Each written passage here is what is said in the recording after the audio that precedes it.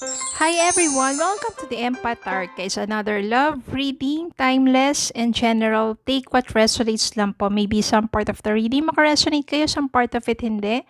Tingnan natin ngayon kung anong love connections, lessons in life, guidance, advice, ang ating mababatid for this reading.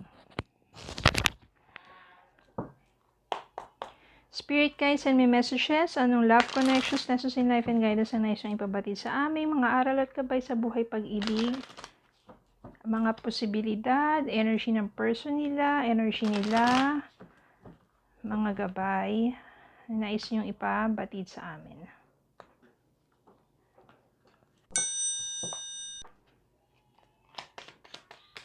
Spirit guides, send me messages.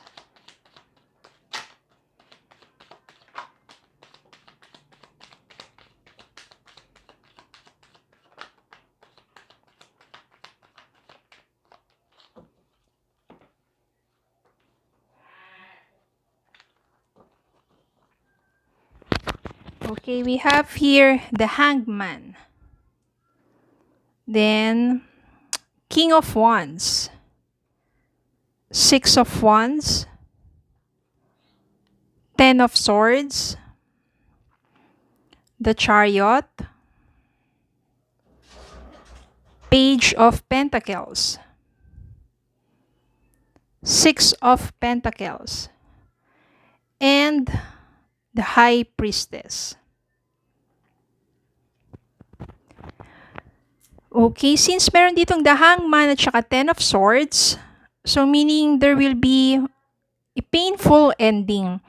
No, maaring nagdaan ka sa isang relasyon na kung saan, wala na, tinapos mo na. Sobrang sakit na kasi, paulit-ulit na pagod ka na, bumigay ka na. Kahit mahal mo yung taong yon, kung pagod ka na dahil sa paulit-ulit at hindi nagbabago yung taong yon, sa bisyo, sa panloloko, tapos na tauhan ka na eh. Kasi alam mo naman, minamanipulate ka lang nito eh, no? Dinideny mo lang sa sarili mo hanggang doon sa na-realize mo isang araw kasi parang wala ka nang magawa, muni-muni ka na lang o biglang bignigyan ka na ni Lord or ng universe ng mga signs na to reflect kung anong nangyayari sa buhay mo, sa inyo, sa relasyon ninyo. No, you have those reflections just to be quiet and to think, to realize everything that is happening into your love life, to your relationship. Tama na. So, yung Ten of Swords dito is a painful ending, although it really hurts. Pero ibig sabihin naman yan, pag merong katapusan, may panibagong simula. And that will lead you to this person. King of Wands is someone who will be your lover, and very passionate at very good looking, no? Parang magiging swerte nga eh kasi bihira na yung good looking, loyal, and very passionate, no? At maaring magiging magkasundo kayo dyan kasi mafe-feel mo dito sa taong to na you have yung sense of longingness, sense of responsibility, sense of passion, na yung mga gusto mong gawin, pareho rin sa kanya. Kaya talagang nagre-reconnect kayo, nagre-realign kayo, or the stars are, di ba, mararamdaman mo, ayan no, High Priestess, in your gut feeling, in your intuition, talagang sobra, iba yung pakiramdam mo sa taong to at masaya ka because this High Priestess also tells you that you are doing and you are in the right way. You're doing the best thing in your life and just follow it. Okay? Ang maganda dito, it will give you more opportunity to know this person well. Malalaman mo, makikita mo at mai-experience mo that this person is very generous in terms of giving and showing love. So, magiging give and take ang inyong relationship. Matutuwang friends and family ninyo.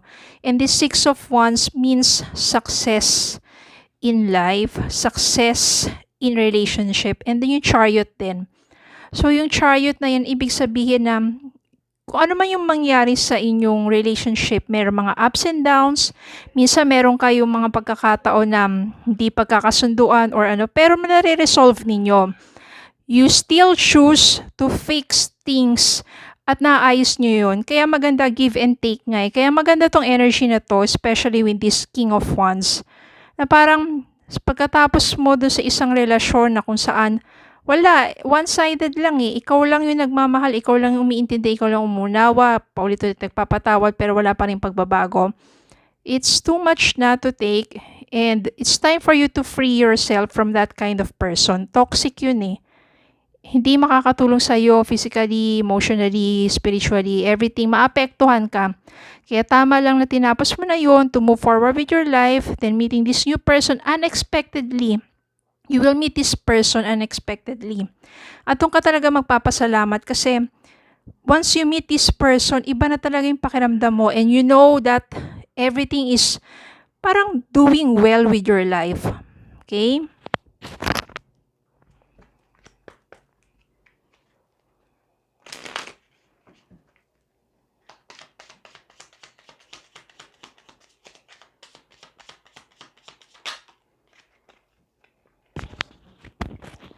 Mirroring each other. Ito, mirror. Mirroring each other, self-image. Relationships reflect our wounds, introspection. So, ito parang ang mangyayari sa inyong dalawa nito with King of Wands, mirror. Diba? Yung parang yung reflection na nakikita mo sa mirror is yung sarili mo. At the same time, parang yun din yung person na yun. Kaya kung ano yung mga passion mo, yung nais mo, how you love, how you take care of your partner, ganun din siya sa'yo.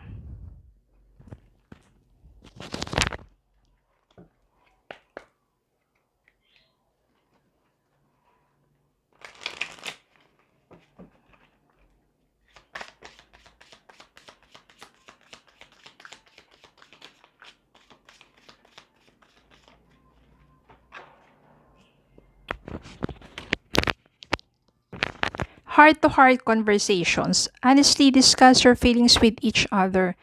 When you meet this person and malakas na talaga yung feelings mo, na there's something special with this person, ganun din siya sa'yo. Kasi merong attraction dyan eh. Kaya the stars are aligning para sa inyong dalawa. Magkaroon kayo ng heart-to-heart conversations na mafe-feel nyo talaga yung nandun yung yung parehong energy. Energy of love, energy of sabihin very positive. No, yung emotions ninyo nandun. Kaya when you have a heart-to-heart talk, mafe-feel mo siya na. At siya rin, mafe-feel niya rin na ikaw na yung para sa kanya.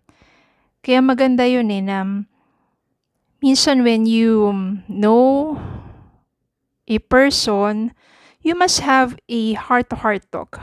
Parang just let go of any fears, of any doubts and worries.